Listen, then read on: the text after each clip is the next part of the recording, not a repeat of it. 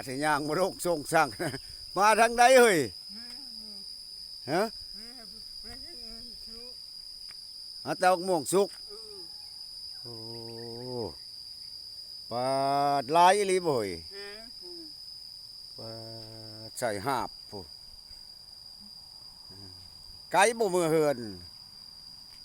ใจบ่เบาหมอนคนดุพี่น้องเบิ่งก่อน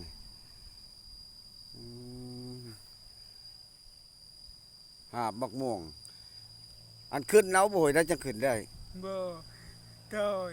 ต้อยเอาอืมเป็นหยังบ่ขึ้นเอา บ่ฮะอืมอย่าตก ตุ เปิดขนาดบ่มีเมียได้พี่น้องเอ้ยนี่ได้คันมีเมียนี่จักสิซ้ำใดเด้นี่ได้เปิดเบาหมอนบาดหาบ่โลดโตนเต้นคันมีเมียแฮงดุกว่านี้เบาหมอนเอาสบายดีเด้อพี่น้องมาพบมาพ่อเราอีกแล้วเบาหมอนนี่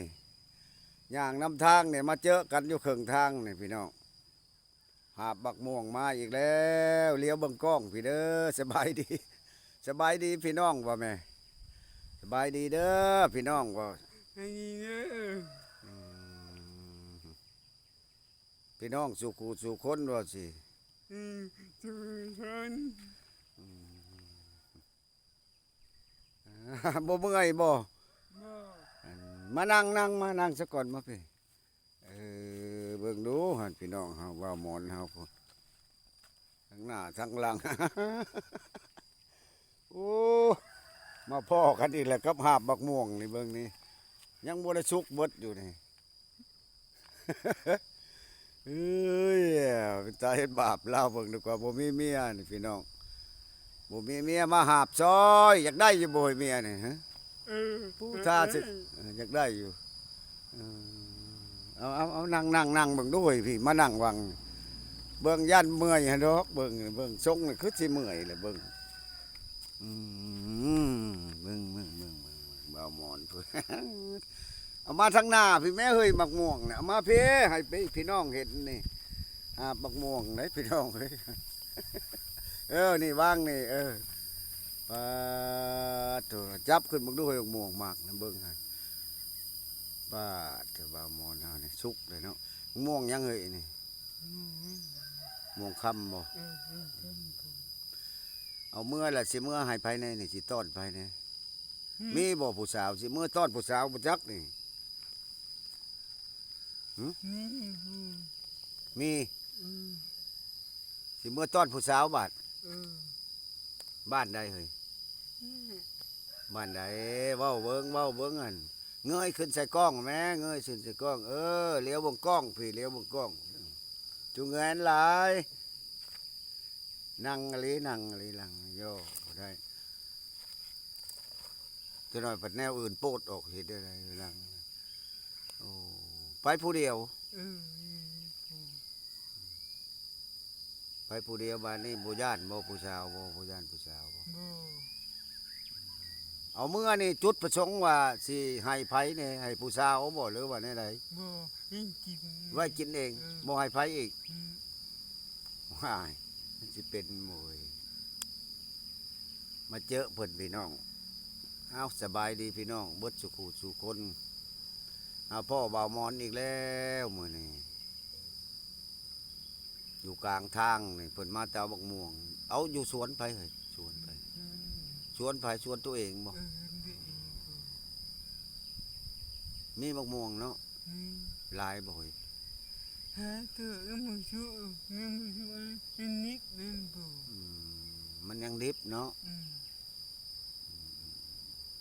ก็มันสุกน่ะหลายอยู่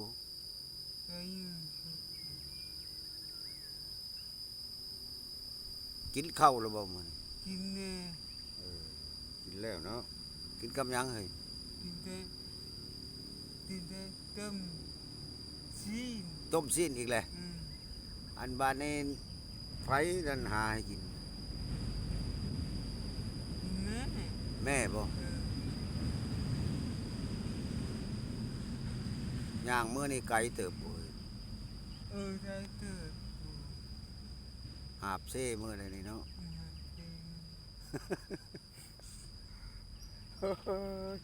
มาพ่อพูดอีกแล้วพี่น้องเอ้ยนำทางนี่เพิ่นมาเอาบักม่วงนี่แหละแคมหนองนี่สวนเพิ่นอยู่ในนี้อันผู้สาวอยากมาหานี่สิมาได้บ่มากินบักม่วงนี่ ไม่ได้ มาได้บ่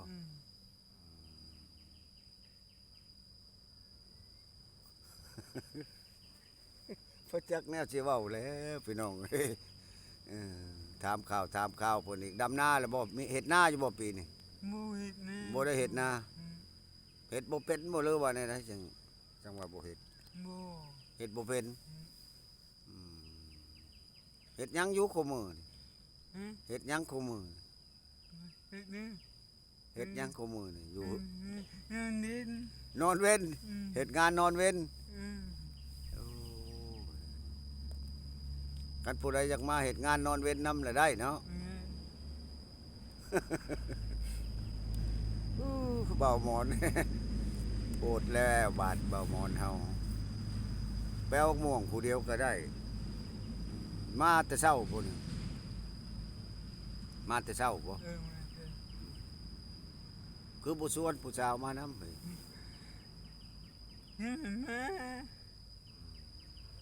เพิ่นเว้าบ่ท่องพี่น้องเอ้ยความใดก็ความนั่นบรรยายบ่ได้เว้าหมอนก็ได้เว้ายากเพิ่นเว้าบ่เป็นเนาะอืมเอาเบิ่งดูว่าสบายดีพี่น้องเบิ่งเด้อเอิ้นมากินมะม่วงเอาสบายดีเด้อพี่น้อง กินหนึ่ง ย่อมือนี่แม่ย่อมือนี่สองมือนี่กินมะม่วงสุกเด้อเอาหมากสุกๆเบิ่งมาออกมาฮะเอาสุกเด้อเอาห้องพี่น้องเฮามาเด้อว่า กินหนึ่งเถอะ ผู้สาวเอ้ยว่าสิสาวแตงอ่อนเด้สาวแตงอ่อนเด้อว่าสิมาเด้อสาว เป็นอ่อน สาวแตงอ่อนดำนาล่ะบ่ตามข่าวแม่ตามข่าวแม่เพิ่นเห็นได้เพิ่นเห็นรถใดเขาเห็นได้มาเอาม่วงสุกมากินเด้อเฮ้ยว่าสิ ไม่กินเลย บ่อยากบ่บักม่วงสุกนี่ว่าสิบักมอนมีบักม่วงได้บ่สิยกขึ้น power ขึ้นโลดยกบักมอนมีบักม่วงเด้อมาเด้อมาเด้อมาเด้อ กินหนึ่งเถอะ แตงอ่อนเด้อว่าสิ อ่อนเลย คันอยากบักม่วงมาเด้อว่าสิมาหาอ้ายหมอนเด้อว่าสิ อ่อนเลย โอ้ยซำนี้แหล้วพี่น้องเพิ่นเว้าได้ก็ซำนี้โอ้ยมาเจอเบาหมอนกลางทางมื้อนี้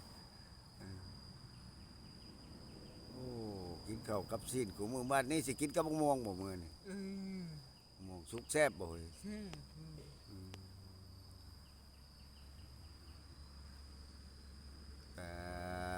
พี่น้อง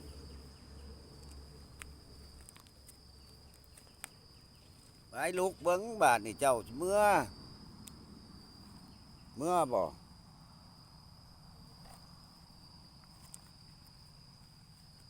หาบเอาบาด